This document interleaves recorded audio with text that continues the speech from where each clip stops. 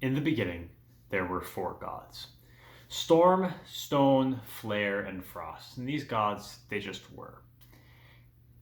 And the gods were looking around and they decided that they wanted something more. They wanted some sort of people around with them. They wanted these people to worship them. They wanted to feel appreciated for their incredible powers. So the four gods decided that it would be so. Stone has formed the people, made their bodies, their brains, everything that physically a person is. And Flare gave them emotions. They gave them the happiness, sadness, anger, all of that. Frost gave them the memories so they could remember, and that's what memories are. And then finally, Storm gave them the spark of life, the difference between being alive and not. And just between you and me, Stone was a little jealous. Like, he put a lot of work into these bodies, and all Storm does is give them that spark of life. Like, seems a little bit unfair, but that's just how it was. So the four gods made their people, and they made a world for the people too. They made other lesser creatures, like animals. They made plants, mountains, rivers. And then they sat back and they watched what their people did. And the people were pretty lifeless. They kind of sucked. They woke up every day, they did what they had to do to survive, and then they worshiped the gods. They erected these large, like, stone pillars that represented the gods, and they prayed to it all day, thanking the gods for creating them. And then they would eat and go back to sleep. This over and over and over again. The four gods thought that it was cool, but it wasn't enough. They were being worshipped, but it didn't really feel good because that's all that they were doing. So the four gods got together and decided that they were going to make a fifth god. And this fifth god's name was Thought. So the four gods use their god powers. They create thought and they present the problem to Thought. And so Thought says, well, let's give them the power of choice. Let them choose what they want to do every day instead of only worshiping.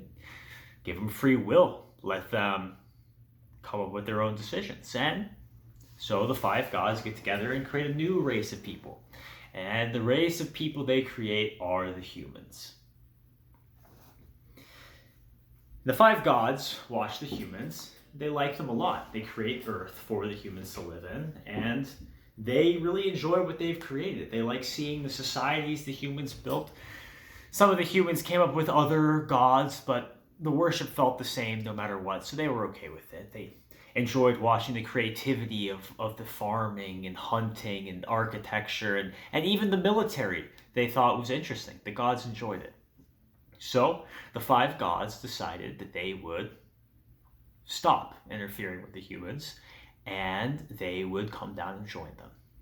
So the five gods got together and each made themselves a champion. Storm made just a big, burly, beefy guy, big beard, with just, honestly, the perfect man. Makes the perfect man. Flare decides to go a little different. She makes like a flaming deer. A deer that like leaves burning footprints in the ground and flare trails behind her. Stone makes a golem, like a big, burly stone creature. Frost makes a tall, lanky ice giant.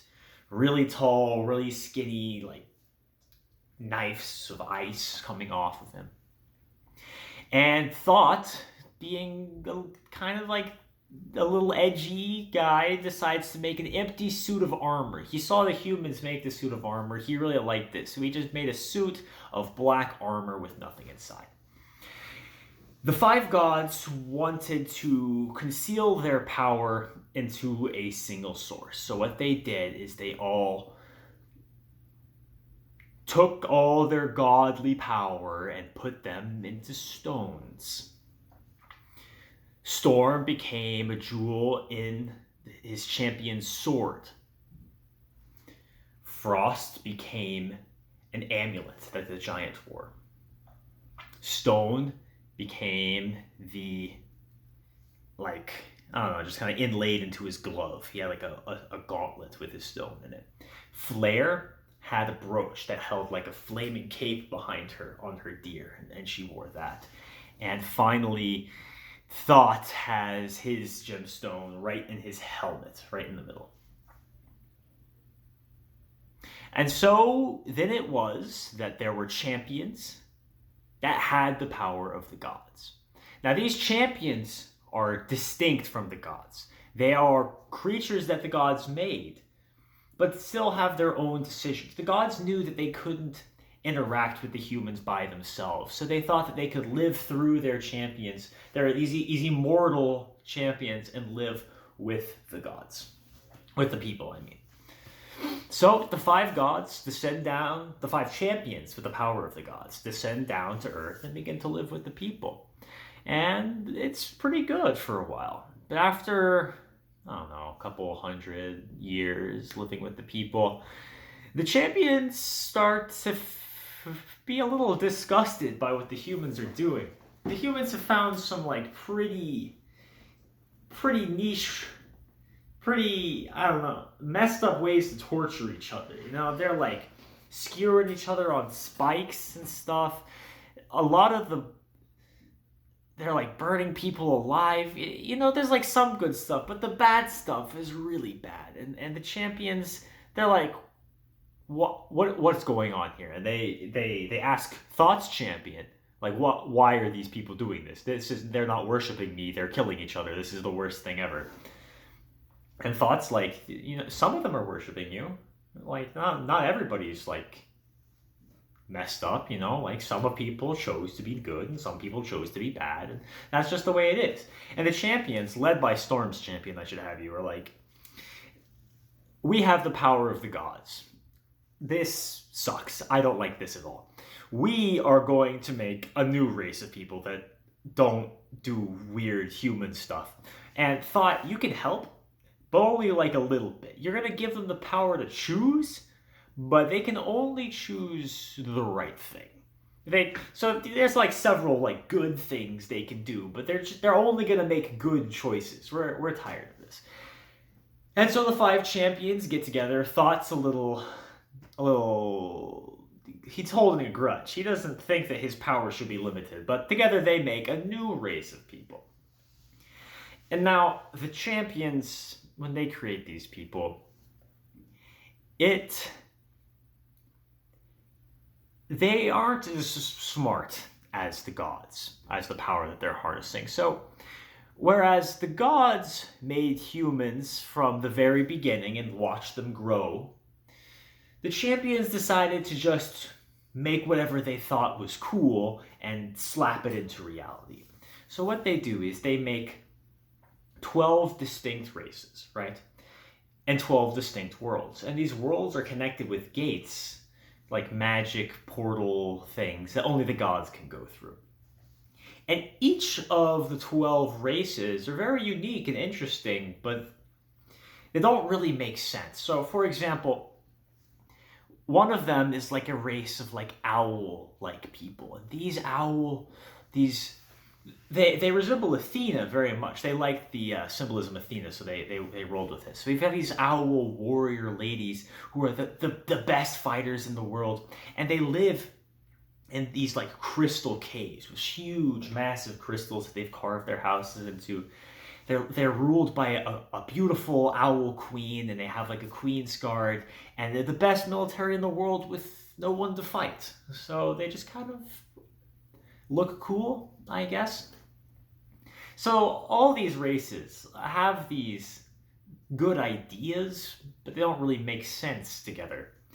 There's 12 races and 12 worlds, and they make like a clock around, right? So if you were to like visualize it, you have one race up at the top, right? And with gates, the two other races, and then this one can go here, and then the 12 races.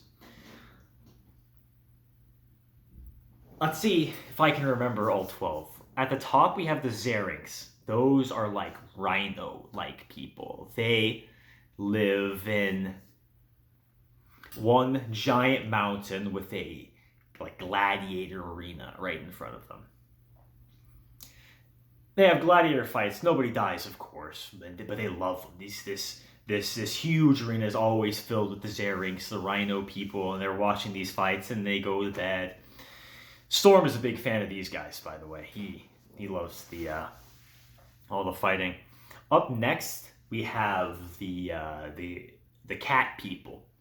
All right, they live on these huge mesas with like bridges between them. Right, between the mesas, there's nothing. You fall off the bridge, you're falling forever. The men of these cat people, I think the cat people are called like the Tong or something. They're huge. They're massive. They're like 8 feet tall, right? And the women are very small, like 3 or 4 feet. So you'll often see they pair up. They pair for life, and the women will often be seen like on the backs of the huge men. And these guys just love the farm. They have these mesas with huge, beautiful farms on them, and they're just vibing. Up 3, that's where we have the owl people, or 12 is Zerinks, 1 is Thon, 2 is the owl people, 3 is Ra, I believe. The Sands of Ra, the lizard people. They have... What's interesting is around their city are these shifting sands that are very difficult to navigate. But if you can find your way through these like this maze of sandstone and sand that seems to be moving around, you'll find this magnificent city with huge pyramids and statues to the gods. Inspired, obviously, by Egypt. Storm really likes some of the other gods that they made. Let's see. I'm not sure I remember all of these. They have the Drakeen, kind of like dragon people. They have... Imagine a dragon on 2 legs, huge wings, that they live kind of like in the nether, kind of, with like red stone above and below them, and like a city underneath. We have the Klee. These guys are interesting. They don't have mouths. They're really small. They're like think of like a stereotypical alien, but with no mouth, just 2 really big eyes, and they can talk with their minds, but only to each other. They're kind of like all gangly and stuff, except for their huge heads. And let's see. I'm not sure if I can remember all of these. There's the Seraphs. They have like... They're kind of mechanical, actually. They have feathery wings like angels and stuff, but they fly with like propulsion, like a rocket. And they also all wear masks so that they're all equal. That's just a few of the 12 races. But the 5 gods, they're the 5 champions, start living with these new races. And then everyone except for Thoth really enjoys it. Actually, Thoth hates that his power has been limited, and the other champions decide to tie him up in chains and not let him use his power ever again. So... in addition to these 12 worlds, there's also a 13th world, which is Thoth's prison. And this world kind of drifts around. Gates open up every once in a while. They didn't want to stay in one place so that the people might find Thoth. They just let it drift around, but they still wanted to be able to find it. So, but Thoth's champion at least predicted this would happen, and he put like this limiter on everyone else, limiting everyone's choice. But one nymph, one tiny little nymph girl. The nymphs were little people with big purple or green eyes, long, colorful hair, like little anime kids, honestly, living around, prancing in the fields. The most harmless of the 12. They just play games all day. But one nymph named Miranda had the power to choose whatever she wanted. And that is where our story starts.